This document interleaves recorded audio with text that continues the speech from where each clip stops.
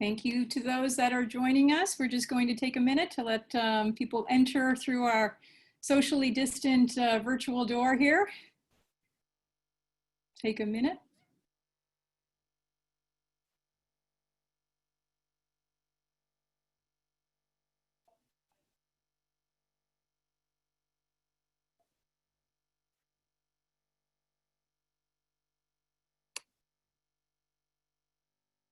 So great to see the numbers turning out to join us this afternoon. This is an exciting afternoon.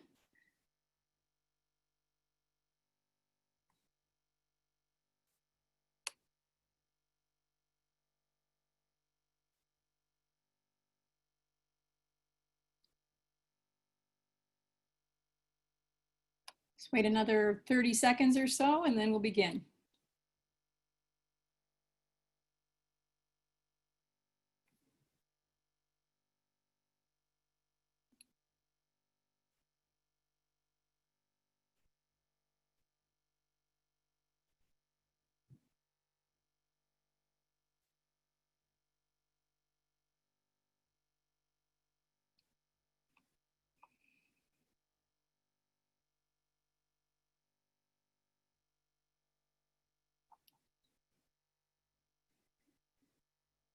Okay, I think we'll get things started. We have a busy agenda. So good afternoon, everyone.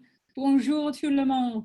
My name is Susan Richards, and I have the great pleasure of serving as the co-chair of Invest Ottawa and Bayview Yards. I am also the co-founder and managing partner of Number Crunch. It is an honor to welcome you to Driving Diversity in Entrepreneurship, a special event hosted by Invest Ottawa and the Telfer School of Management at the University of Ottawa. Today, we will explore ideas, approaches, and opportunities to build a more inclusive and diverse entrepreneurial ecosystem where women founders from every walk of life grow and thrive. We look forward to engaging in open discussion and sharing actionable insights we can put to work in support of this goal as individuals, organizations, and as a community. And we are honored to welcome participants from across our regional, national, and global community today. As part of our interactive agenda, we will explore the Global Gender Smart Entrepreneurship Education and Training Plus, that's known as GEET Plus, framework developed by Drs. Barbara J. Orser and Catherine Elliott from the University of Ottawa. Discuss GEET Plus tools that can help reduce stereotypes and unconscious bias associated with entrepreneurship, and we'll be experiencing Invest Ottawa's journey and lessons experienced to date with a focus on SheBoot, our joint venture with the Capital Angel Network. This dialogue is more important than ever.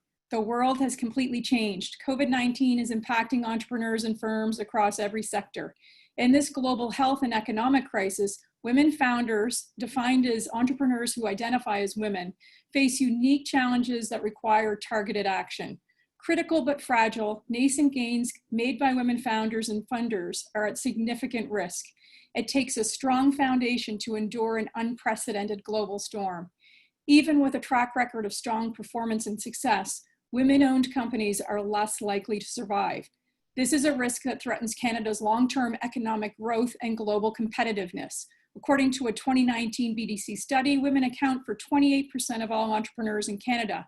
On average, these founders earned 58% less than their male counterparts, access less than 3% of global venture capital, and own just 48 cents in equity for every dollar men founders own. Moreover, less than 60% of 16, let me make that clear, not 60, 16% of Canada's SMEs are majority women owned. This is a fragile foundation on which to build while navigating a global health pandemic and economic crisis. Women business leaders, particularly those with intersectional identities, are disproportionately hit by the crisis. This impact is attributed to the systemic inequalities and barriers women have faced for generations, compounded by the countless challenges introduced by the pandemic. I would like to thank all of the leaders, collaborators, champions, and allies who join us today.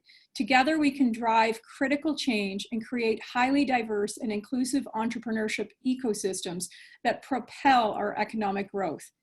It is my pleasure to introduce Drs. Barbara Orser and Catherine Elliott, who will provide an overview of the GEET Plus report and how it can be employed to help achieve these objectives. But before we do that, I would first like to welcome Cassie Myers, CEO of Linaria, diversity and inclusion advocate, and a SheBoot participant who will kindly deliver our Indigenous land acknowledgement. Awesome. Thanks so much, Susan.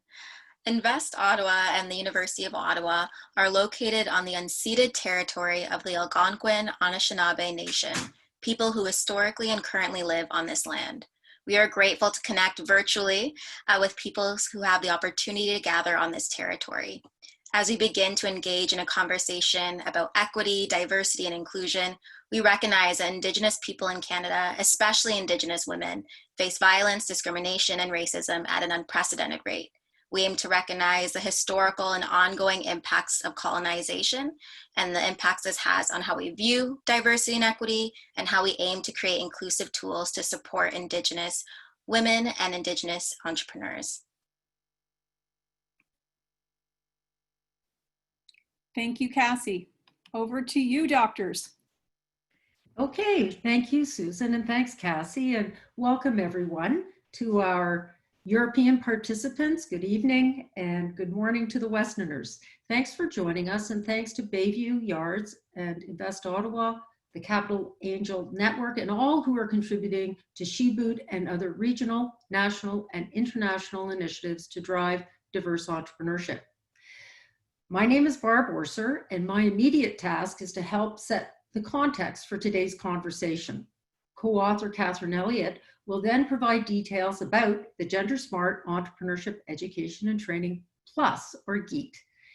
In brief, it's a toolkit to support trainers, educators, and program managers in designing inclusive small business programs and courses.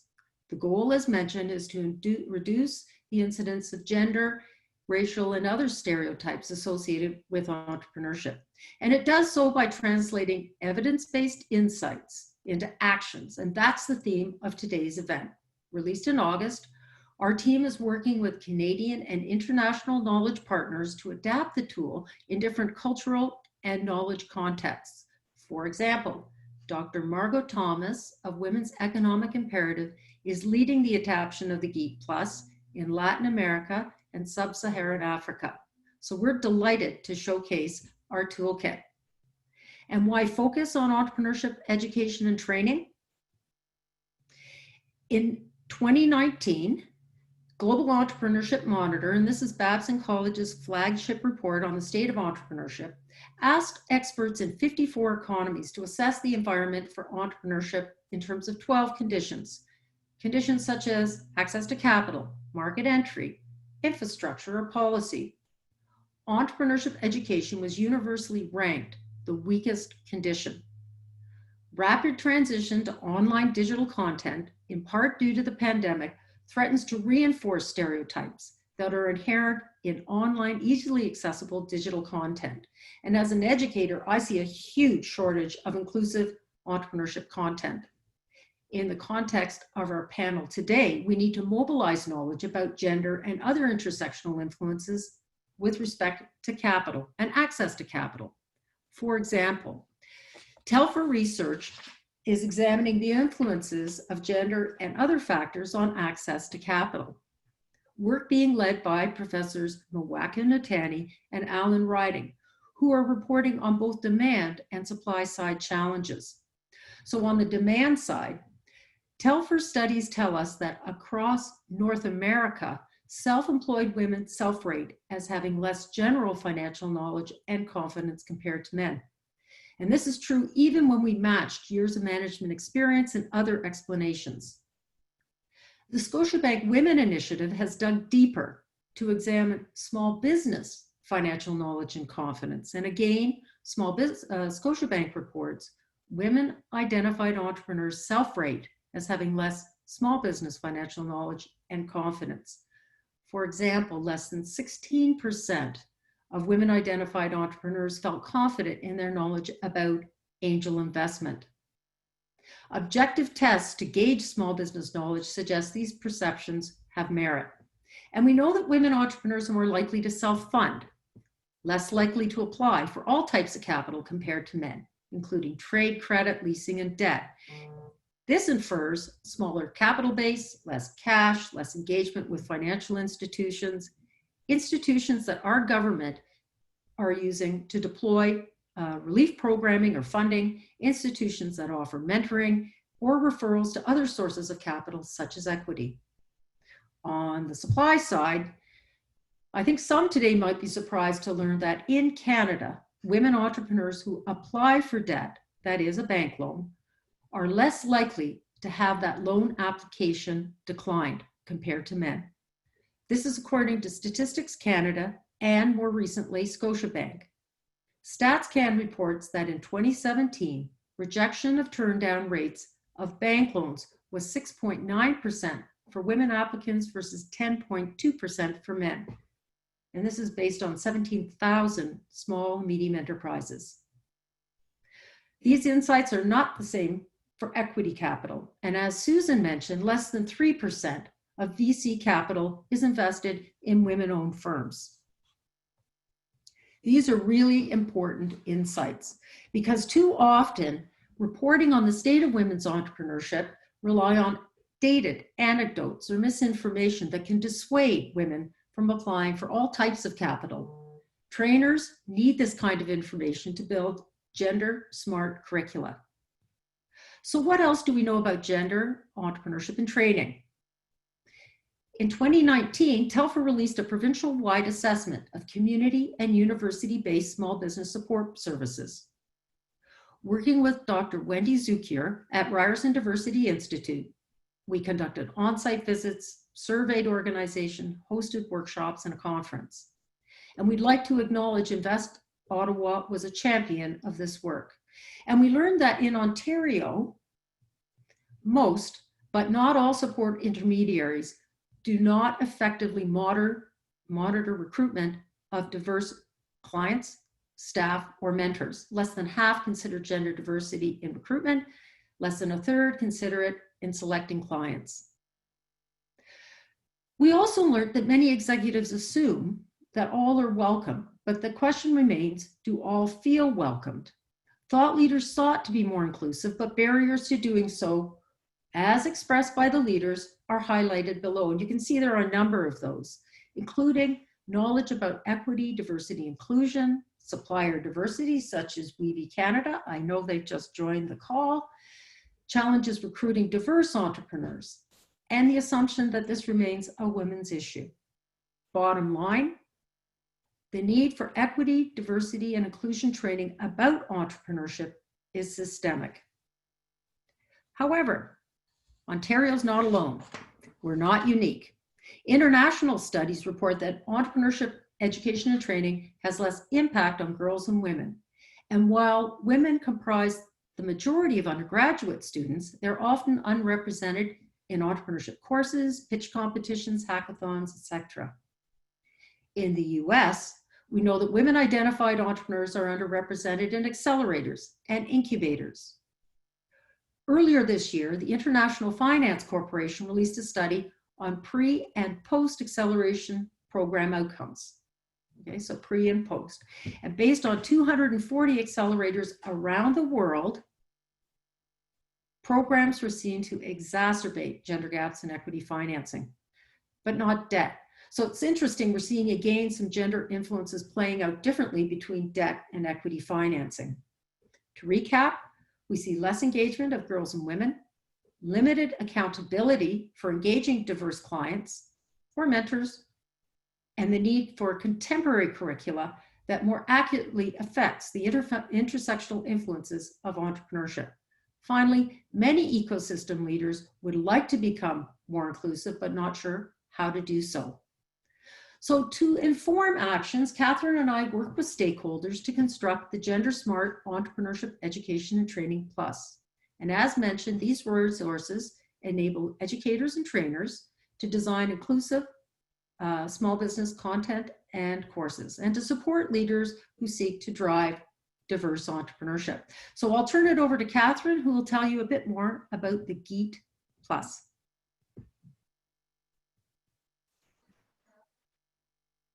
As Barbara indicated, the GEET Plus translates evidence-based insights into practical applications.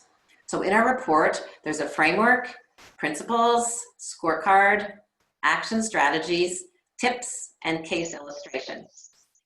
Targeted to instructors and trainers, to leaders, program managers, funders, and advocates. Essentially, it provides knowledge tools to help you build more inclusive programs. So where did this report come from? Its inception was in 2017 to 2019 when Barbara and I worked with colleagues at Injaz in Jordan, a not-for-profit organization that's trained over 1 million Jordanians in financial literacy and entrepreneurship. The project was funded through Canada's Feminist International Assistance Policy and administered by the Canadian Bureau for International Education based here in Ottawa. And it was within this international assistance project that many of our ideas were incubated. As you can see from the photos, we worked literally side by side with the Injaz team to revise our curricula line by line, working through course syllabi and outlines, workbooks, and other materials. Rapid change followed, including new workbooks, curricula, training and education within the public school system in Jordan, and a women-focused accelerator in Amman. The GEET Plus report showcases this case study and also our learnings from this project.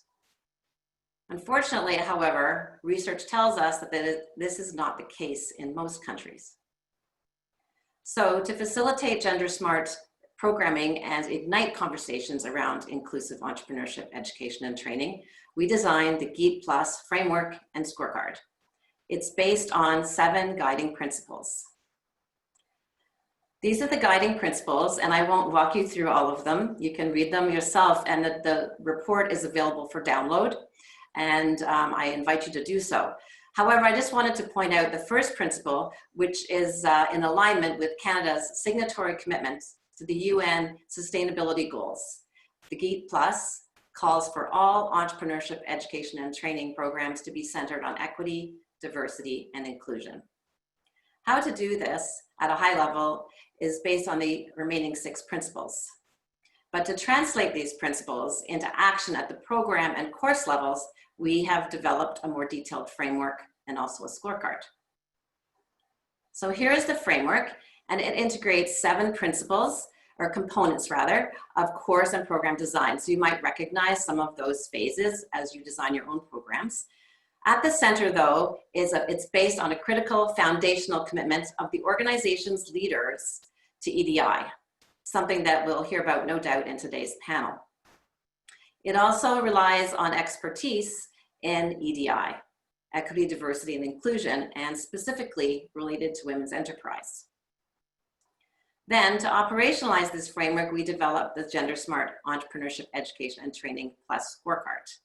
This slide is a bit busy, but we wanted to show you how we kept getting a little more detailed at each level. And this, we deconstructed each of those 7 different components into more detailed characteristics for defining inclusive education. So now what I'll do is zero in on the bottom bubble there, program development, and give you a little look at a snapshot of the scorecard itself. So here it is. We're going to be on this slide for a little bit because I just want to explain some of the structure of the scorecard and how it works.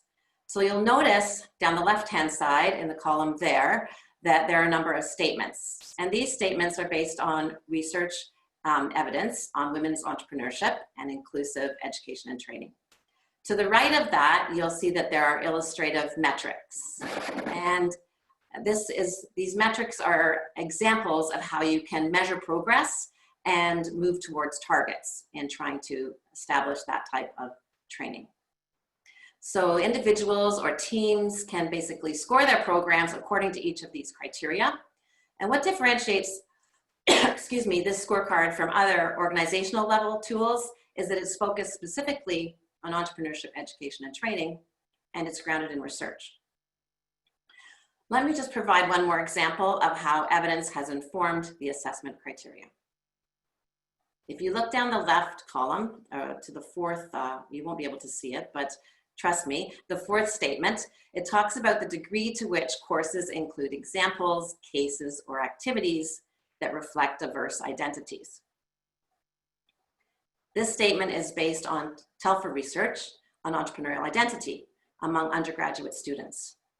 We found significant gendered entrepreneurial identity gaps where women students perceive themselves as having fewer characteristics of an entrepreneur.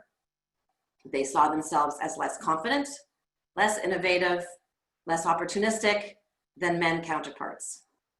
In the survey that we conducted of 591 students at the University of Ottawa and at Carleton, we asked students if they could specifically name, first to visualize and then to actually name an entrepreneur.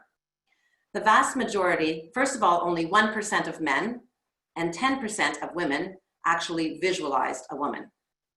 Secondly, when we asked if they could identify them, the vast majority identified a male icon, someone like Mark Zuckerberg, the late Steve Jobs, and one Canadian, Kevin O'Leary. Only one woman among 591 identified a well-known woman entrepreneur, and that was Beyonce. So clearly, Ottawa students are not thinking about women-identified entrepreneurs when we say the word entrepreneur. So suggestive actions related to this statement are identified under the metrics column. As I mentioned, these are examples of things that organizations might be able to do. So this could be reviewing websites, classroom content, advertisements to ensure that they feature diverse entrepreneurs, ensuring that language associated with entrepreneurship is also diverse and inclusive. Mentors, role models, instructors are diverse, and their language is also inclusive. Overall, the scorecard is quite comprehensive, but it can be customized to your own programs. You can take sections out of it. They can be extracted. They can be adapted to different cultural contexts. And by going through the questions in the scorecard with your team or your organization, you can identify areas you want to target, areas where you might be doing well. It can also stimulate action planning and conversations, most importantly, around gender smart, diverse programming. Essentially, we see it more as a learning tool than an auditing tool. So we invite you to download the GEET Plus report, read through it, think about how it can be applied in your organization, and share lessons. Thank you very much for your attention. And now I'd like to turn it over to Michael Tremblay, President and CEO of Invest Ottawa and Bayview Yards, to introduce our panel of experts. And they will no doubt be sharing with you their own experience in leading change in their organizations for diversity and inclusion. Over to you, Michael. Thanks so much, Dr. Elliott and Dr. Orser. Thank you both for your leadership in preparing for today's event. The research is incredible. When I think back to where we were as a company 3.5 years ago, we sure could have used the GEET Plus tools. And I can tell you as a leader coming into an organization like Invest Ottawa, having spent a career working with big tech multinationals, I spent a career working in an environment that was not very diverse, not very inclusive. One that actually tended to focus on just hitting certain metric goals at the top of the house by attracting very senior, talented women, and really struggling to deal with the systemic issues necessary with dealing with it internally. So it's not limited to small burgeoning companies. It's a problem system-wide. And then when I look back at our 3-year journey here of trying to get ahead of this, we struggled in a very big way. We lacked credibility as a company. We were remarking in the preamble to this event of just how white my hair is.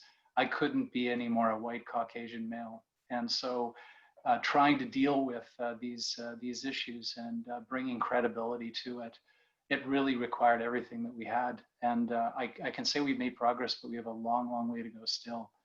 I just wanted to perhaps capture a few of my own observations from the last 3 years. And I'm just thrilled that we're going to have a panel discussion to try to tease out some of the learnings, because it's really difficult work.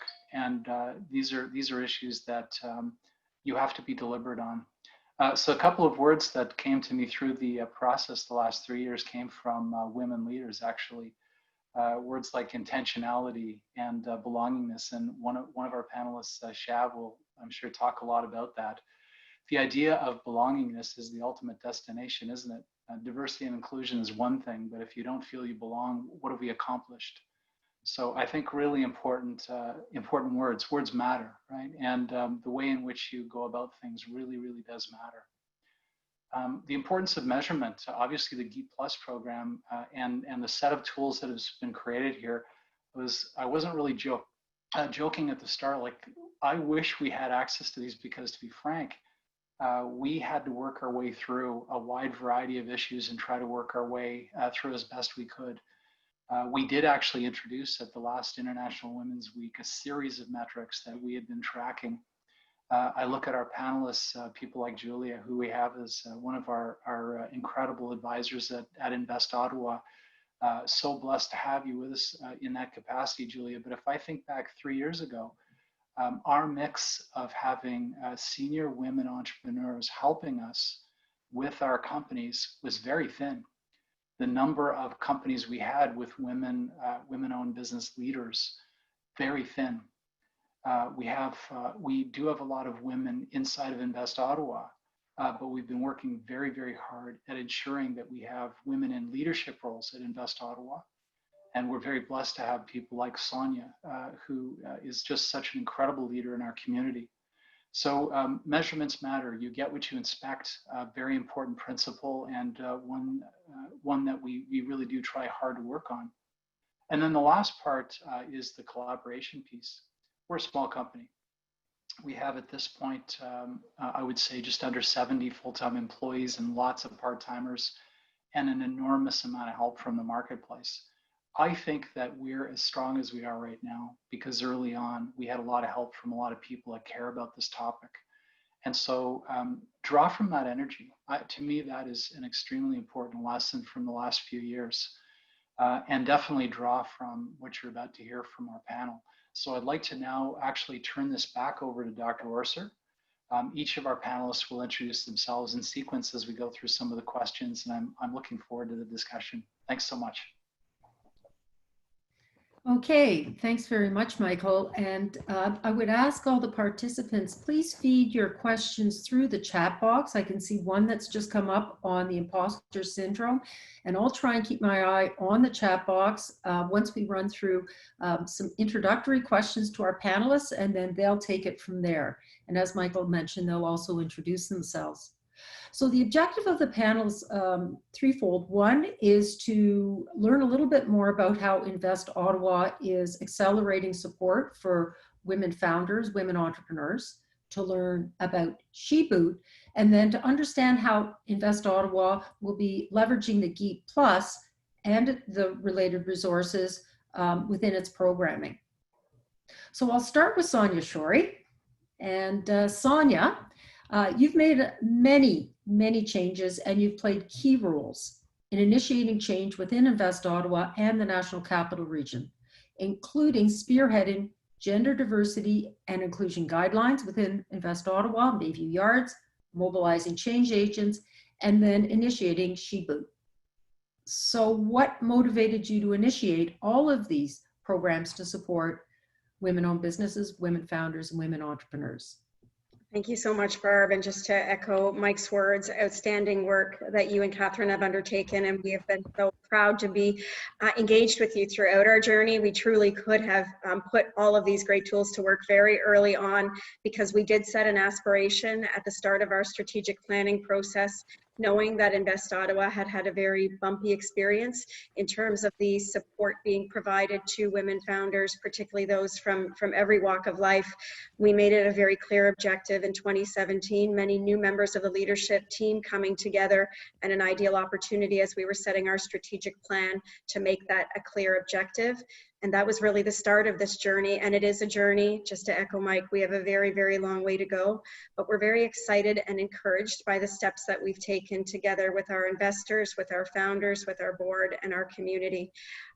It really started with establishing guiding principles, the guidelines that you just referenced, and principles like men and women working together. We know that we cannot do this alone. It needs to be a broad community effort where a rising tide lifts all boats, and certainly looking across all of our community collaborators, started to talk about how we could form what would become a steering committee of our board of directors.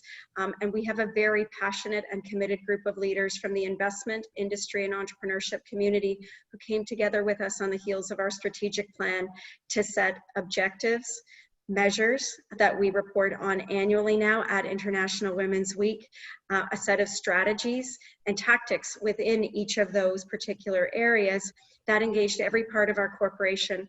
And I think one of the greatest lessons for us as a team is that you absolutely must adopt those principles right across every facet of your organization. So our venture development team, our global expansion team, talent, our marketing communications team, of course, our executive and our board, it filters from governance right down to all the programs and services that we deliver, that we're bringing to bear in a much greater way with intentionality, how we're approaching the development and the execution of those programs. And of course, that engages many of our investors. I know that FedDev Ontario is with us today on this broadcast. They have been a pivotal player establishing a Women in Tech stream with us through our Scale Up platform, which is pan-Ontario wide. Of course, the province supporting all of our entrepreneurship programs, the city in particular on our foreign direct investment. The more we can harness all of that power, all of those collaborators, the faster we will move this dial. And so the strategy that we assembled with that subcommittee had 4 key elements: promotion, education, equipping, and connecting.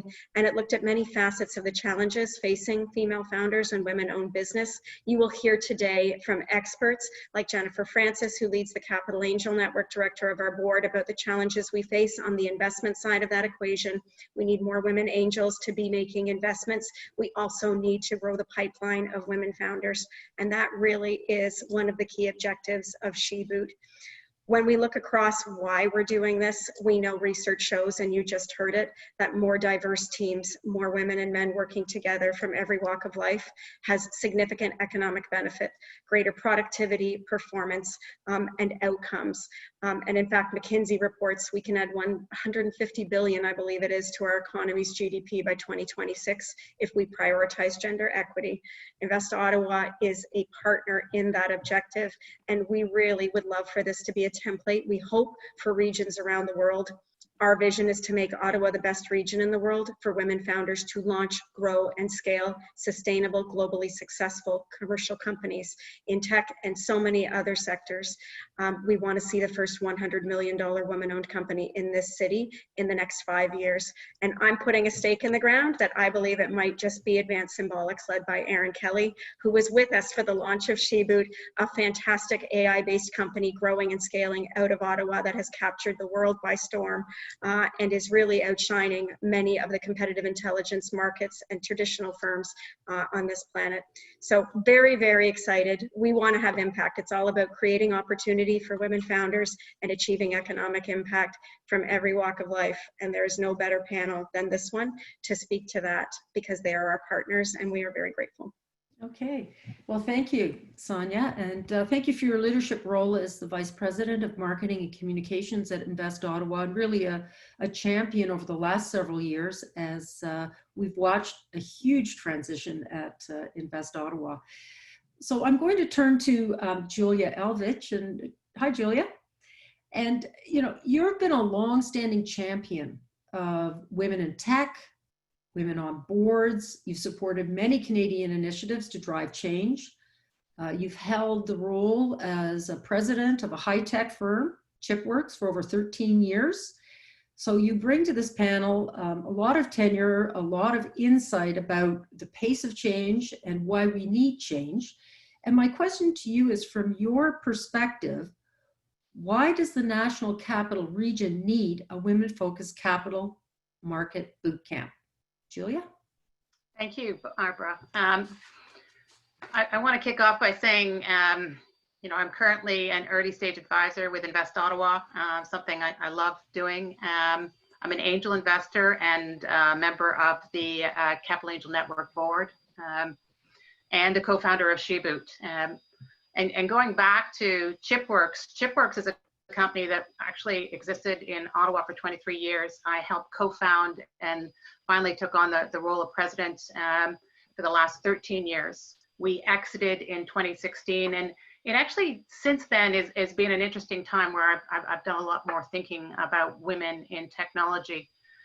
Women in tech, I believe, is an important way for us to change pay inequities.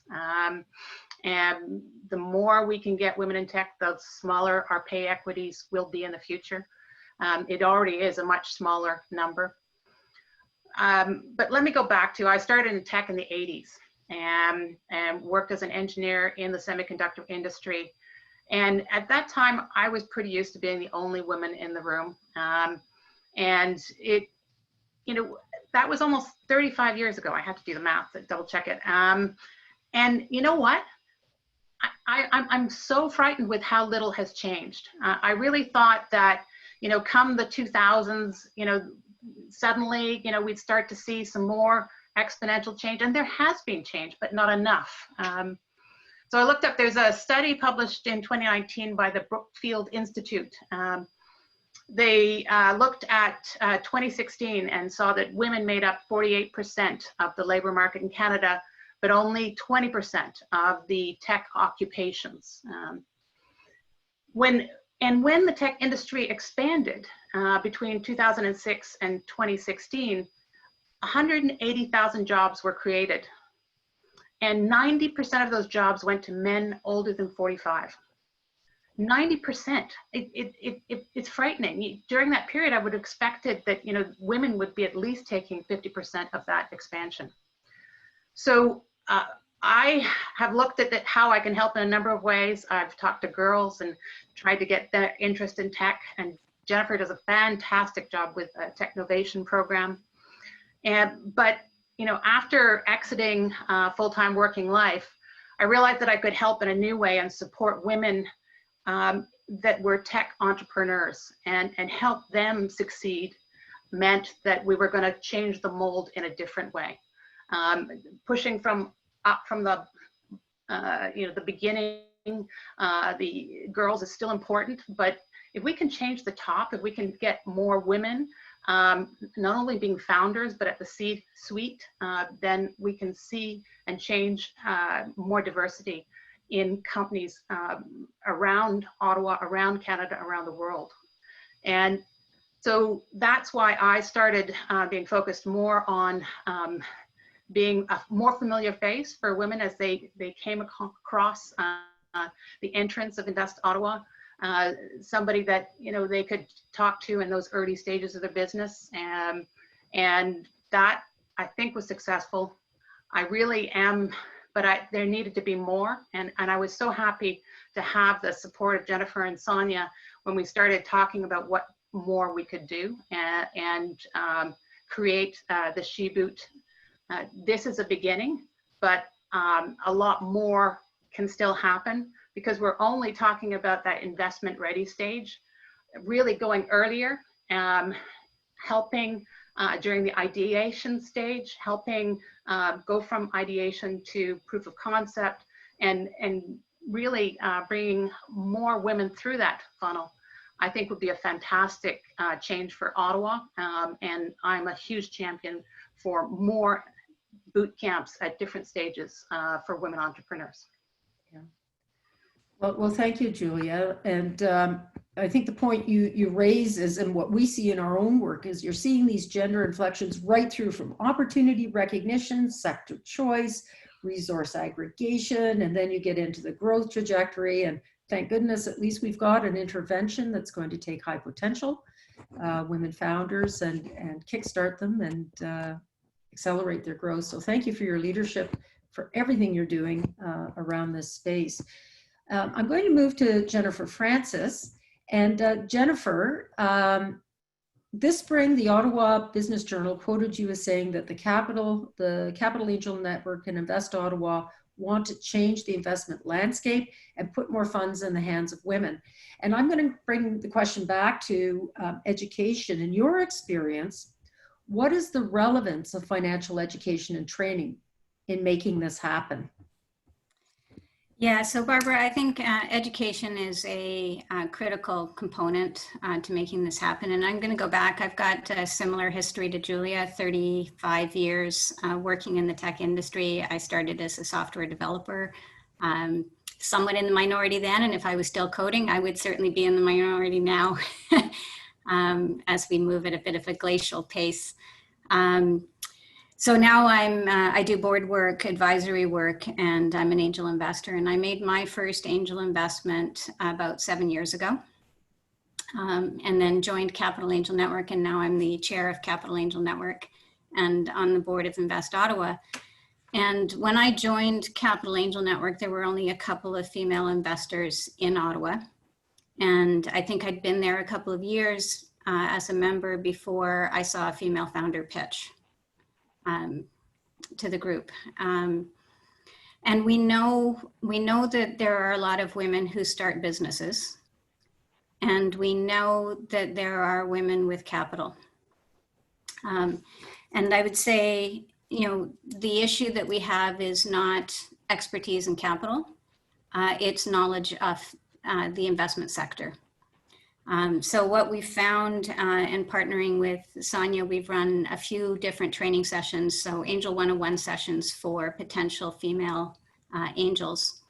And it's really important to provide that training and information in an environment where everyone feels comfortable asking questions. So I might be an expert in my own field, but if I walk into a room of what is overwhelmingly male on the investor side, and I don't know what a safe is, a convertible note, what's dilution, what's a cap table, you know, what's a conversion event, how do I calculate conversion, what's a return on capital, all of those terms, it just feels like I'm in a foreign land. And one of the chat questions was around the imposter syndrome, and it said, well, do I really belong here? And women are a little less likely to bluff their way through that. So what we found when we just invited women to the meetings and they came in and all of these conversations were going on is that they didn't come back.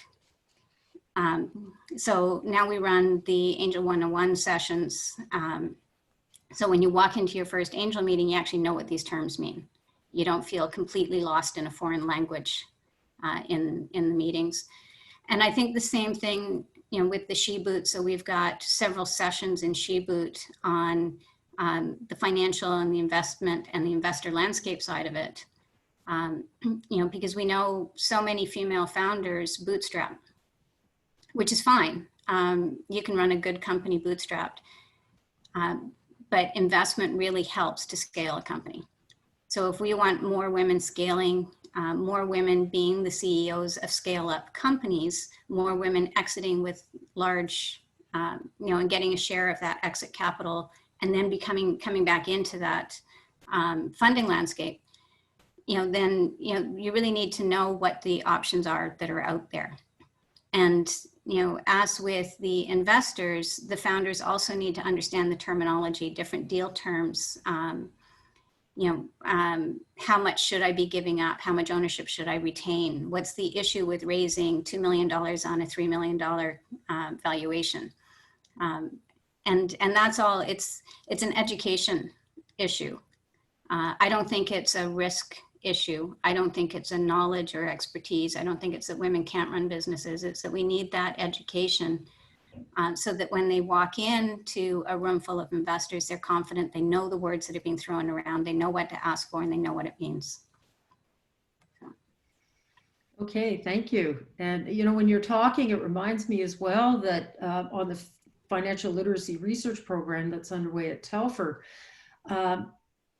we were shocked to learn that there are so few studies, and I would say we couldn't find any, on financial knowledge around small business, like small business terms and conditions, just like you mentioned. And what's the rate of knowledge gain? How do you mobilize that? What kind of knowledge is needed? So we're all sort of bootstrapping when it comes to trying to be smart about the kind of information and then the influences that affect, you know, the terms of lending. So thank you. And certainly understanding the pros and cons of the different types of investment vehicles that are available. when should I get a loan? When is it better to get an equity investment versus a loan? What are the pros and cons of those? Obviously, grants are always good, I think, but there are pros and cons with other types of investments. So understanding that and what the impact of your long-term growth strategy is going to be, depending on which financing strategy you go with. Absolutely. And, I think, of course, we respect the growth aspirations of individuals, but the literacy around growth also has to improve, because the cost of not growing is often underestimated. But we see it in discontinuance, and we see it in personal costs, and we see it in business closure, and we're really feeling it right now through the COVID pandemic. So all of these things are really critical in supporting our community of entrepreneurs. So thank you, Jennifer. And now I'm going to turn to Cassie Myers, because Cassie, much of the efforts that we've described up to this point are about creating opportunities and to support the growth of women-owned enterprises. And you're putting these ideas to work. And with Linearia, you're helping clients create strategies to boost diversity and inclusion among their employee base. So I'm going to double down with two questions for you. What are your experiences securing capital and financial knowledge? And how is Linearia driving diverse and gender-smart change? Cassie? Awesome. Thanks for that question, Barbara. And I think I'll start with that first one and speak a little bit about my own experience as a woman entrepreneur and my experience now in SheBoot. And so back to my own education. In my undergraduate degree, I studied conflict studies in business and minored in economics. And my studies gave me a basic level of financial knowledge, but nowhere close enough to begin to look at securing capital. But even if we go before that, financial literacy, before entrepreneurship or raising capital, as we know, disadvantages Black, Indigenous, people of color, and women. And there is this huge financial literacy gap between women and men, and between racialized communities and white communities. And there's that gap in financial knowledge really expands when it comes to raising capital. And raising, in my experience, has so much to do with your relationships, the ability to really form a partnership with an investor, so much so that women and BIPOC folks who look different or sound different or in different relationships with people than those holding the checks have real difficulty advancing. And then this lack of financial literacy and connection to investors really puts underrepresented groups in a position where, you create a business, you're producing revenue, you created an awesome technology, but you're so limited in your financial knowledge to raise, and you don't have the family or the network to get you in a position to access capital. And then you don't have the appearance of a shared experience to connect with someone to then help you get there. And so for me, I'm really privileged to grow up in a home where I could finish my education and pursue entrepreneurship and have a basic, again, level of knowledge from my degree, but I'm also a mixed race Black woman. I'm a first generation Canadian. I'm the first generation of my family to complete a post-secondary education. So the connections that I have and the experiences that I have were well beyond this world of entrepreneurship and securing capital that I'm in now. And so there's that systemic barrier and the lack of financial knowledge and the network. And then, as I think was pointed out in the chat, those internal barriers, because entrepreneurship isn't in no way easy for anybody. But the knowledge of the barriers you have to face can make an entrepreneur think that raising capital isn't even possible.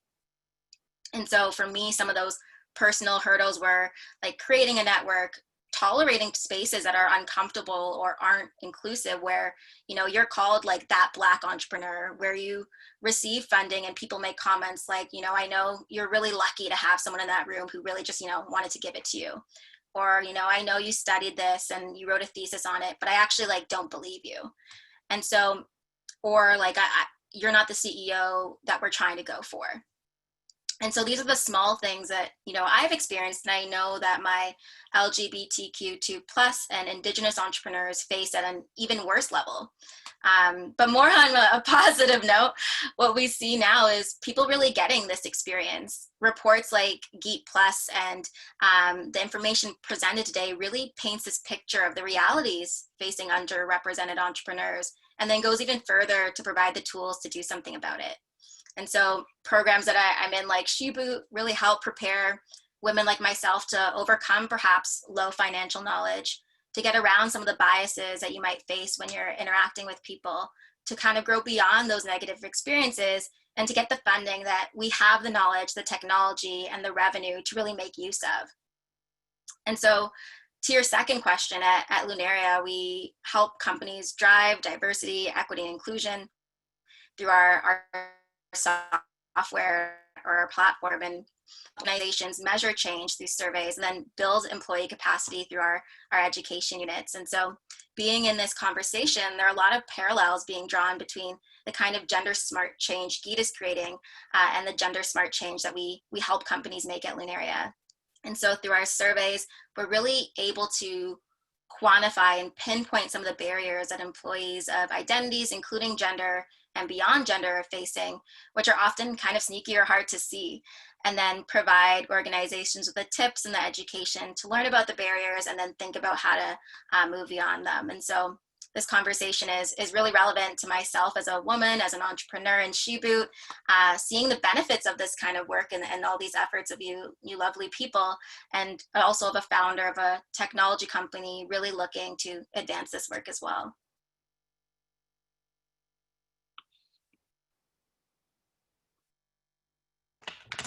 Thanks, Cassie. And I'd invite everybody to take a look at your website, to take a look at your toolkit.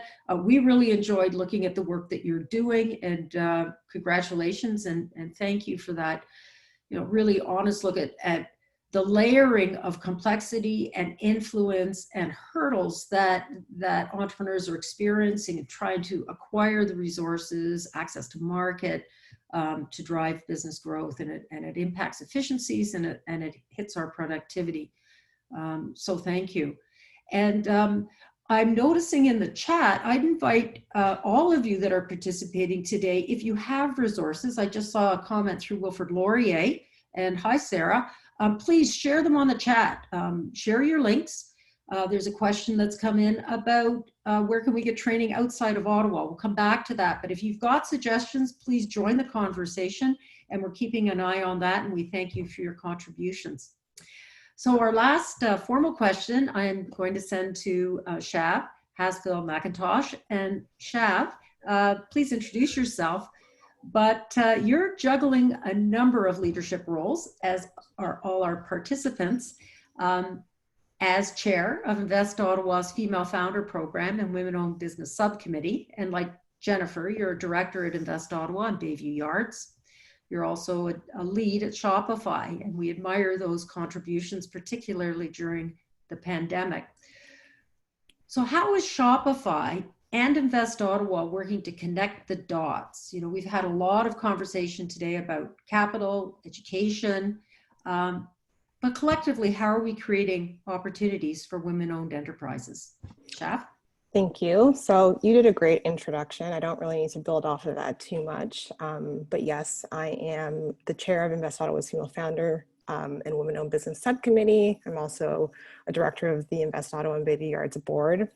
And yes, I lead diversity and belonging at Shopify, and I'm very proud to announce that I'm adding entrepreneur to all those titles. I actually just started my entrepreneurial journey this summer, and I'm sure that I will be experiencing some of my own challenges, similar to some of the ones that Cassie referenced and spoke to.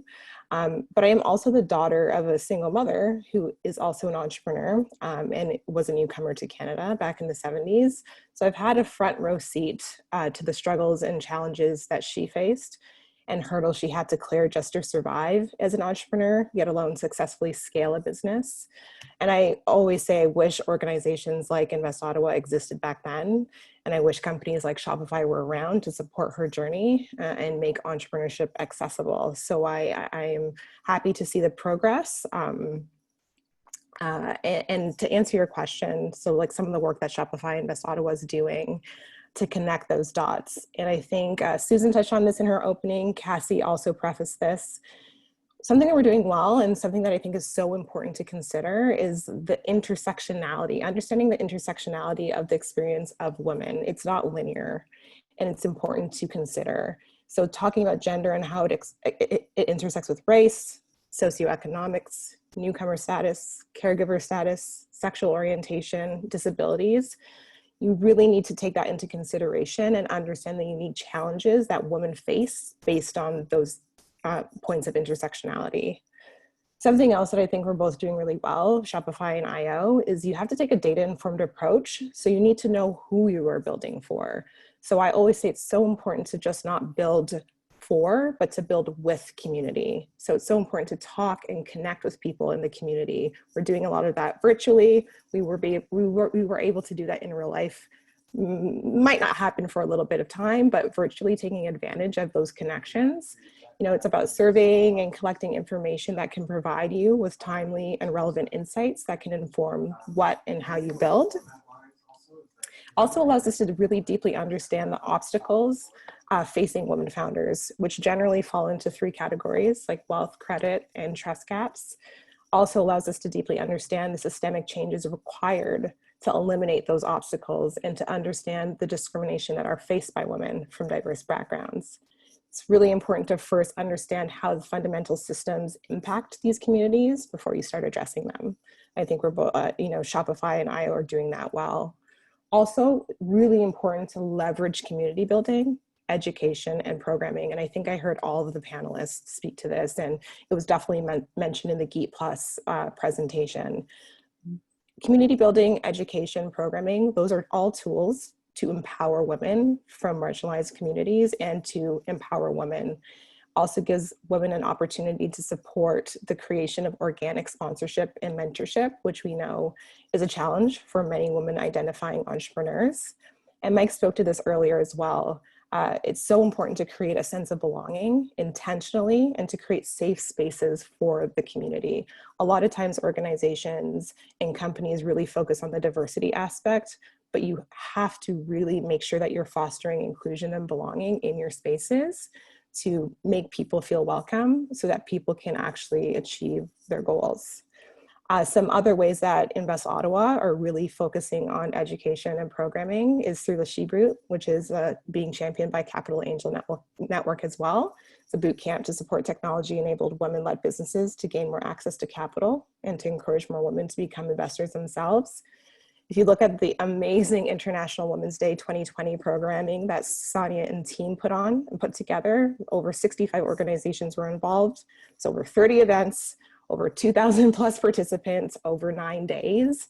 It was phenomenal. And that type of programming and that really helps to galvanize community. Also, we had the podcast called Invested in Our New Reality, which is an Invest Ottawa podcast. And it really engages entrepreneurs who are giving us insights, tips, and tricks into how they're navigating this new COVID-19 reality, which we are all familiar with. On the Shopify side, we support organizations like How She Hustles that fosters community amongst diverse entrepreneurs. And we have partnerships as well with organizations like Technovasion, Canada Learning Code. We have our own dev degree program. And also something that's so important, and I'm gonna kind of finish off on this point, your initiatives really need to feed into a larger vision, strategy, and set of commitments. On the IO side, there's been a lot of work that we have been doing over the last 2 to 3 years. Mike spoke to some of those initiatives. We have like a really aspirational vision, and Sonia spoke to this as well. It's like for Ottawa to be the best city in the world for women founders and business owners to build, launch, grow, and scale commercially successful, globally oriented, and sustainable companies. For Shopify, we have a very big vision as well, which is to make commerce better for everyone, including people from marginalized communities. At IO also, we have our Female Founders and Women-Owned Business Subcommittee, which supports and informs the strategy that Sonia and Nick's teams are bringing to life. One of the pieces of work that I'm really proud of, and I will definitely link to, is the Gender Diversity and Inclusion Guidelines, which many companies can look at and emulate and launch into their own organizations and businesses. And what IO is doing really, really well is those commitments aren't limited just to the external community. They're definitely walking the walk and they're making sure that it translates internally.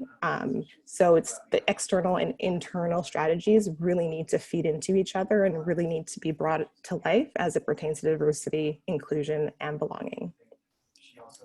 And then, you know, I said that that was the last point, but I'll say one more bonus point.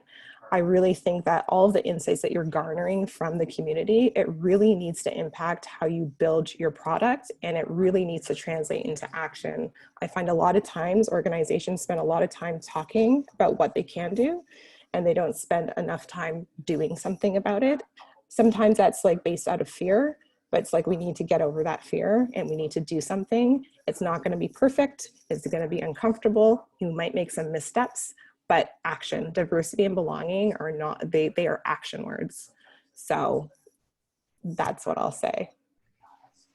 Well, that's a lot. I mean, It's a lot. yeah, it's a lot. And I think really what we're hearing across the panel, but you know, you've been able to summate, is that it's multi-pronged, and it's from the top down. It's driven by performance metrics. And I actually recall when a group of women leaders almost stormed Invest Ottawa, just at the rival point of Michael Tremblay and Sonia. And I know a few smiles are on the panel saying, what's happening here?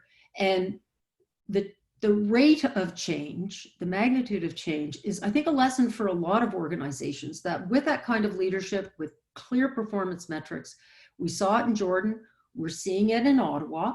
And I invite you to get onto the Invest Ottawa International Women's Day event that Shav mentioned, and just listen to the rate of change, because I think that's a lesson for all of us, that with that commitment, it doesn't have to take 35 years, as Julia has mentioned in her comments. So thank you for that. One last point, and then I think Sonia's ready to go. We did have a question about where can we get resources, and Katie will be sending out resources to all participants.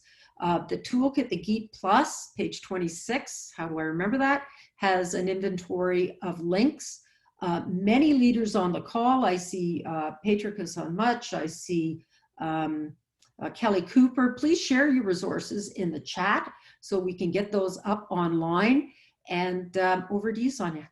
Shav, it has been an absolute privilege to collaborate with you so closely over the last 3 years. I think that you're actually, you're an honorary leader in our organization. You probably should be on our payroll. I really think that's how frequently we pull on her expertise and support. We have benefited so much from the work that you've done with Shopify and all the organizations you support. I think our panelists would love to know what some of your greatest lessons learned are. What have been some of those surprises or most impactful techniques that you've implemented in Shopify? I mean, 5,000 plus around the world, one of our great prolific technology companies. You have a mammoth task and you do an exceptional job, and we can all learn from you and put some of those to work inside our own organizations and teams. No, honestly, I think I spoke to some of that. It's important to be strategic, to collect data insights. So the things that you're doing and launching as an organization, whether those are internally or externally facing, are entrenched in knowledge and facts.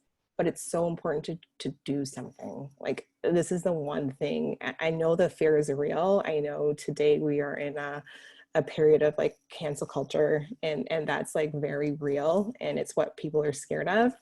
But if we don't try, if we don't do something, we're being complicit in our inaction and become a part of the problem. There are so many tools and resources. Some of those tools and resources will be shared post.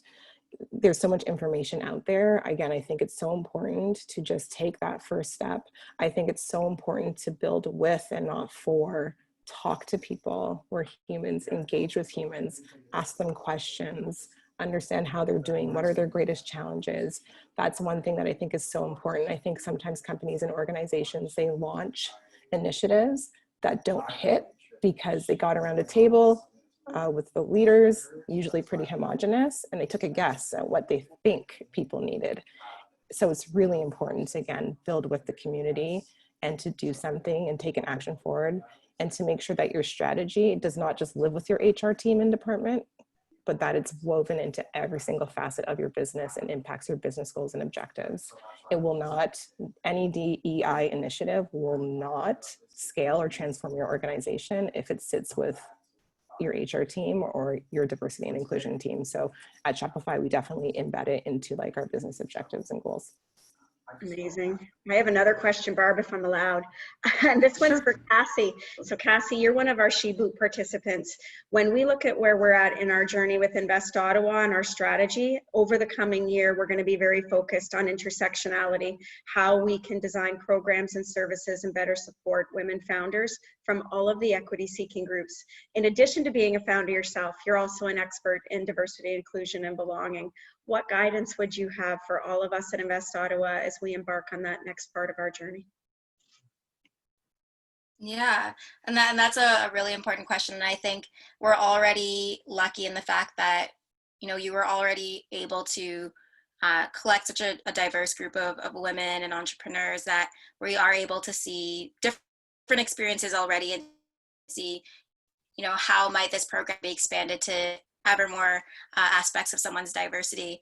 But I think I think I'm a little bit biased in kind of echoing some of the thoughts that Shav shared in evaluating what was done this term, seeing what the kind of gaps are, even within the identities present that we might not know are present in some of the participants, and then taking some of that insight and that feedback to then think about what this program might look like as we might target different racialized communities, or we might target people of certain education backgrounds or people of from certain communities. And so I think that piece of looking at what was done before, then taking a real pulse of what those communities are really asking for. Is it in the programming, the mentorship, and education, which I'm imagining is a good bit of that piece, but is it in the capital and that startup cost? Is it in even before beginning to raise even that first $1,000, that first $20,000 to even get their idea into something that they can conceptualize? And I think sometimes when we look at serving underrepresented groups, we even have to go even further back than we might be going when we serve other groups, and thinking about, you know, where are they really starting from? And how might we have to reimagine where we've supported anyone else before because of that reality? Well, thanks. And I think the question can also be directed at educators. So we have the organizational level dynamics in play, but we need to get that down to the program and course level. And I think that's what we're trying to do with the GEET Plus, to say, you know, we have some organizational templates, but we're forgetting about the curricula and the program and the delivery and the evaluation. For example, and I think Catherine might have missed this point in her research when she surveyed 591 men and women in the Ottawa region. Only one woman said an entrepreneur, and it was Beyonce. That was it. That's Ottawa. So any suggestions for educators and trainers that are in front of the community trying to talk about entrepreneurship in a more inclusive and diverse way? So I'm just gonna put in one comment, which is around that issue of who we identify as being entrepreneurs. I do hear frequently that part of the reason we don't get many female entrepreneurs pitching is because there aren't any female entrepreneurs. They're just not out there. You know, they're doing brick and mortar type businesses. They're not doing growth businesses. And part of that is that we don't highlight them.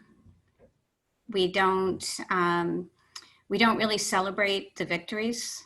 And this is a change, you know, when we look at some of the things that Invest Ottawa has changed, if you look at the Invest Ottawa website now versus 3 years ago, there are now women on the website. There are women entrepreneurs on the website. There are women EIRs on the website. Those weren't there several years ago. You know, and when we were talking about founding SheBoot, it's like, well, I don't think you're going to be able to find 10 companies. We had 54 applicants, right? So part of it is we're just not making enough noise about who's out there and what they're doing. The high press articles tend to be the male entrepreneurs, but we have female entrepreneurs that have raised substantial investment. We have female entrepreneurs in Canada that are building big companies. We just don't hear about them because we have a bias in what's considered newsworthy. And so I think a lot of what we have to do is just do a lot more work around the promotion of the people that are there. You know, and once you can start seeing the female entrepreneurs and the successful women, it becomes easier to see yourself as one as well, right? Well, but when all of, Sorry, go ahead. Finish. Yeah, I was basically done. The other thing we did well, I think, with GEET was we established on the website that, you know, this is the criteria for the program. But if you're not sure, you know, apply anyways, or contact us, talk to us, you know, just get a conversation going. And that was great. And that was Sonia pushing to make sure that we did that, so that it, you know, people crossed the threshold, the virtual threshold in that case, and made that application. And so we could, you know, have that conversation, start a conversation with them. Many of those 44 different applications, they didn't disappear. We've had conversations. I've talked to some of them. Sonia's talked to others. We're trying to make sure that even though they didn't fit GEET, that we help them identify with a program that will work for them. And that's a really great segue. And I actually want to give credit to Katie Leclerc, who is really our co-pilot on this, who said we need to make sure that women founders that might not think they qualify reach out to us. It was great. And we have found new sources of support for those other 44 that weren't quite ready maybe for GEET. But our venture development team, and you guys will all hear from Nick in a moment, has really worked hard across the suite of programs that we have. And there are so many different venture development programs that we have. I think one of the greatest innovations that Nick and his team have brought forward is our Pre-Accelerator Program. And in fact, we have drawn on a lot of those elements and the leadership of Erin Siegmiller, who's delivering a lot of our Pre-Accelerator to build the pipeline. So to Jennifer's point, how many female founders, how many women-owned businesses are out there? We knew that we needed to market these programs differently. They needed to be built differently. And over the course of time, I mean, I think we've just hosted our 8th cohort of our Pre-Accelerator. And although I don't have the exact statistics, it's a really rich mix of men and women and founders from every single background. And if we don't start at that foundational level, and Jennifer, you're leading Technovation, it goes right back to that K-12, right? Getting girls engaged in tech and believing they can build a business so that they're inspired to even have that entrepreneurship aspiration. It's an integrated system. And so I'm really, really thrilled to see how our venture development portfolio has broadened, is building that pipeline, and we're tracking the changes. And it's slow, and there's a long way to go. We have more women leading our accelerator-based companies. We have women like Erin Kelly who are in our scale-up platform. We have the seeds and the structure and the foundation to build on. So I'm excited that we're on the path. I think we've had an interesting comment come through too from Sarah Bingham, when she's saying we need to recognize all women entrepreneurs and all diverse entrepreneurs, and that would include, of course, artisans, sole proprietors, cooperatives, and transforming businesses to e-commerce. And maybe Sonia, you can just talk a little bit about that our last minute, because I think we need to, yes, include all of those entrepreneurs that are looking for support and knowledge in their journey. Well, this is an incredible segue into another new initiative that we have just launched. And in fact, we did some promotion on it yesterday, our Digital Main Street program, which is a pan-Ontario program that really focuses on the needs of companies on our Main Street. And that includes artisans and a host of different Main Street businesses, from retailers to restaurants, hospitality, trades. We're very focused on making sure that we get out to every type of Main Street company and every type of founder to help them get online, get selling quickly, to help them keep generating revenue, acquiring customers, and building their business despite the pandemic, no matter what the economic climate. So this is a large and multifaceted program, and the same principle applies. Please reach out to us. We have a team that is dedicated to customizing the type of support that is being delivered to those founders, and it is a much broader reach than just tech. And in fact, This Digital Main Street program builds on a core part of our venture development business, our Small Business Enterprise Center, which has been serving these exact businesses for many, many years. And in fact, in that part of our business, there's actually some grants supported by the Government of Ontario. And we've had very, very strong allocation of those grants to women. And we reported on some of those metrics at International Women's Week. Katie is sending out the resources. I see them flowing through the chat box. But that's just one of the ways. Here's the other way that I think we can really harness our technology capabilities and founders and merge them together with all of those Main Street companies. How can we bring to bear capabilities like those delivered by Shopify that are supporting all these entrepreneurs? Digital Main Street is enabling that. They're taking their technology and making it available more broadly within financial reach to founders and business owners that typically would never be able to work with them. Imagine what we can do if we harness all of the other type of technology strengths that we have in this area: cybersecurity, telecommunications, connected autonomous vehicles, all these disruptive technologies that could support artisans, musicians, artists in ways that we can't even imagine, to do new things and to bring their craft and their business even further regionally, globally. So I think there's a lot of opportunity. It takes resources. So I always like to manage expectations. We are a lean and we like to believe mighty team that works with a great community that gives us that lift, and investors like FedDev and the province and the city. But there's so much opportunity for us in this region. And a question that's come through is, are you looking for ambassadors of this program or all your programs? Well, funny you should say that. We just launched with our mayor and all of our partners yesterday, and highlighting 4 business owners from different parts of the city, different walks of life, backgrounds. We have launched an ambassador program. We want every single Main Street business in this region to know about the resources that are available to them completely free.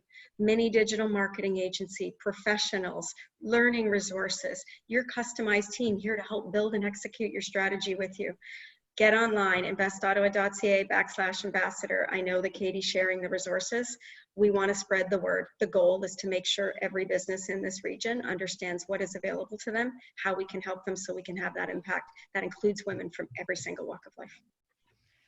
Thanks, Sonia. And our own work at Telfer tells us that whereas women are very engaged in social media and in communication, they're far less likely to deploy information software. And I know I'm using the word less, but I'm also thinking about the competitive nature of these businesses. And if there are free resources, or if there are mentors and marketing support services, we need to reach out across our region and make sure that all entrepreneurs are aware of this, but particularly diverse women entrepreneurs, when we know the patterns are there, less likely to deploy.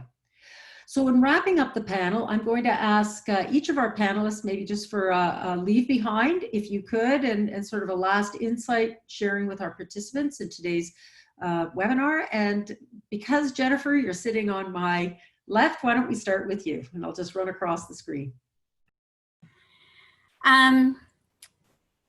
Last insight to share. I think one of the things that I've found over the last couple of years both with Technovation, which is entrepreneurship for girls, and with SheBoot and other programs, is just do it.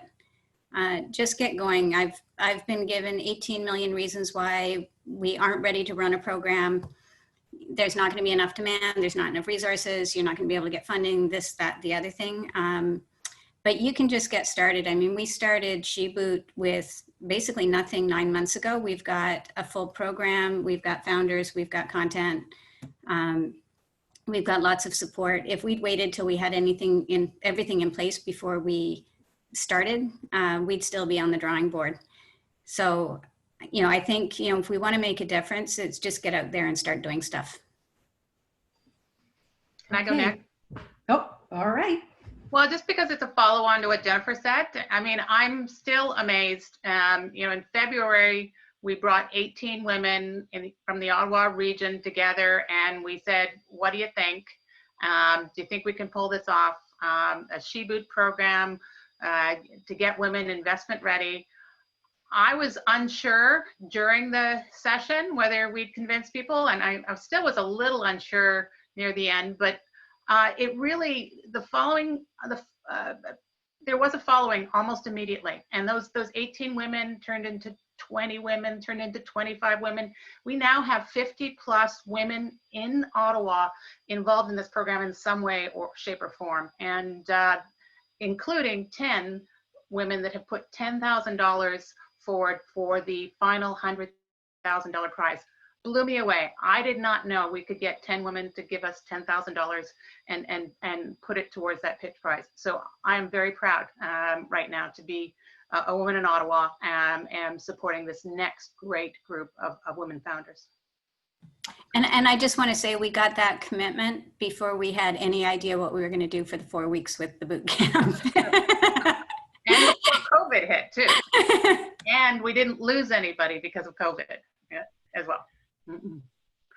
And that speaks to the mantra, fake it till you make it, right? And you've made it. So congratulations to all of you. And it also speaks to the point that Shav made about just do it, start and pivot and figure it out. So I'm going to move then. Thank you, Julia and Jennifer, to Shav. Any closing comments?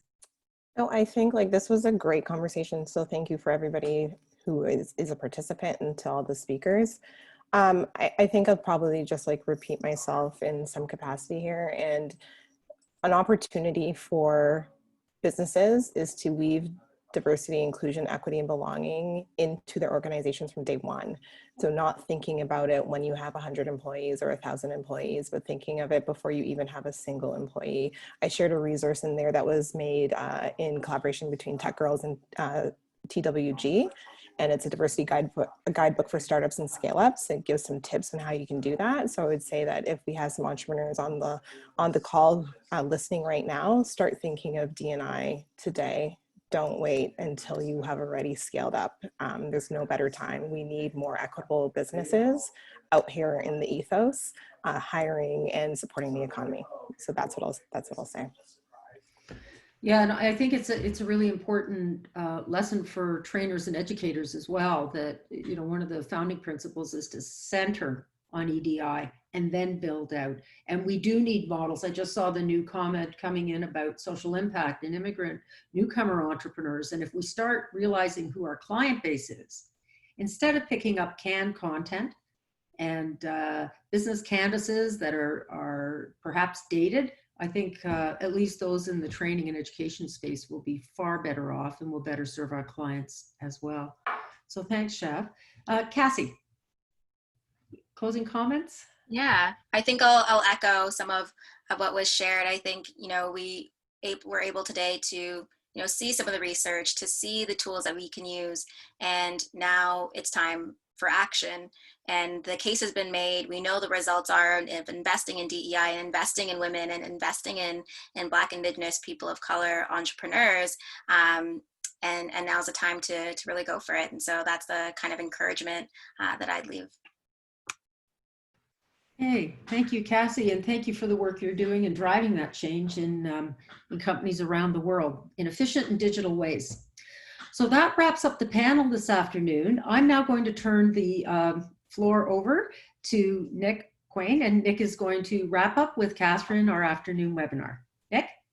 Awesome, thanks Barb, and thanks to the entire group of panelists. This has been really awesome, and once again, it's one of those moments as someone who works on the venture team that designs, rolls out, and runs the team, runs these programs. We have we're constantly making notes on how to up our game, and we've been incredibly lucky to work with so many of the panelists here. And, you know, obviously having Shav, Susan, and Jennifer on our board, having Susan on my venture committee along with Jennifer, and then being able to work directly with Julia as one of our early stage advisors.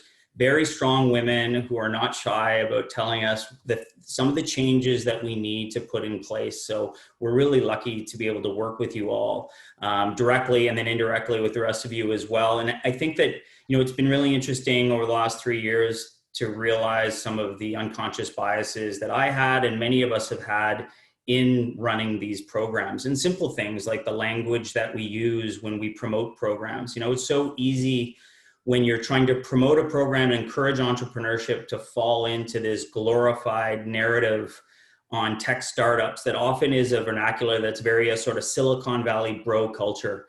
that you're talking about jumping on a rocket ship and straight to the moon, I'm all in, and unicorns and all of this stuff. And it's not until you start to talk to some people that you realize that that is actually a turnoff to so many female entrepreneurs, and being able to make some of those language changes to make it more inclusive and for the people who are there to feel more belonging is obviously really important.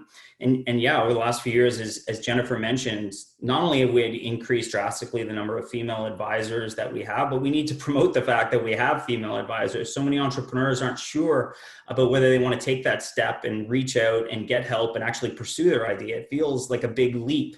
And if they're thinking they're just going to be meeting with some, white male who's going to give them a condescending sort of opinion on where they fit in the business ecosystem, that's their visual of what's going to happen, then obviously they're less likely to reach out and get the help that they need. And then having Sonia and her team shine a light on the female entrepreneurs that we have in this city, so that hopefully the next time Catherine runs a survey, it's not just going to be Beyonce. My wish would be, it would be a local female entrepreneur that would be the name that people actually know and think of, and at least females think of when they think of entrepreneurship. But I also think the measurement, and PK made the point in the chat here, I think one of the most telling things has been being pushed by people like Jennifer at times and Julia and Susan to be asked, like, how many female founders in this run of this program or in this program? And inherently that you're low for certain programs. Some programs were good, but some were not. And it's not until you actually measure it and you stare at it that you feel the embarrassment of how can that be? And you realize it's not one individual person's fault. It's an entire ecosystem and landscape that's tilted, that not one little thing is going to be able to right this ship, and that we need to do so much. And PK talked about in the chat about going to some of these glorified, UBI rankings for accelerators and asking for a bit of a diversity rating on some of these programs, because that would be interesting to see and sort of shed a light on what is part of the problem in the industry. But in particular, I really just want to thank Barbara and Catherine, because I've taken a closer look at what you're doing here in terms of the program with GEET Plus. And I think this is something we can really use, and many organizations can use, because it's great to get feedback to say, these are the changes we should make, but we're still doing them through our own bias of sorts, right? It's still an unconscious bias inherently, even though we have a diverse team. We need something to shed with an unbiased view to sort of uncover some of the things that we're not seeing that are unconscious, right beneath our nose often. So thank you very much. I'm looking forward to working with you guys on this program. Thanks for putting it together. And I'm going to pass it back to you, Catherine.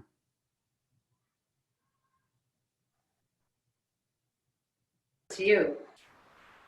But I would just love to say thank you to these amazing panelists and for all of your insights. And what I was hearing was a call to action. Just do it. And we know that we're doing some amazing things in Ottawa. And I know out there, the people who are here today listening, that you're committed to this cause. I would call it a cause. And you have many suggestions and insights as well. So I kind of heard a challenge there too about what Ottawa wanted to do. Shaf talked about the goal. So I'm going to put it out there too as a challenge that we want to do this across Canada, and we're trying our best to do it globally. So let's hear from some of you, and in the future, hopefully we'll have some more of these types of events. We think we're doing some great things here, and we hope so much that the GEET Plus provides some resources and helps to promote some conversations and some learning. As Shav and others said, we can't be scared to get out there. There's this weird cancel culture going on and things like that, but we just got to do it, and we're all learning. Sonia didn't get into some of the deep, dark learnings they've had, but everybody has had some difficult conversations and times and things to work through. And we hope that the GEET Plus can help provide a framework for some of those conversations, especially around trying to make actionable education and training that is inclusive and diverse. And don't forget the plus, right? That's all about the intersectionality. So Cassie pointed that out, Shav, and many others have. So gender is the entry point for our tool, but it's intersectional, and that's why that plus is there, to try and remind everyone that it's multiple identities that we're trying to appeal to in promoting entrepreneurship education and training, and entrepreneurship for the economy and getting through COVID together. So thanks everybody very much. I think that is that a wrap, Sonia? I think so, and maybe I'll just extend from Invest Ottawa. Thank you to all the panelists and all our participants. That challenge, Catherine, if I had one sort of closing thought, it's let's be bold and let's think big.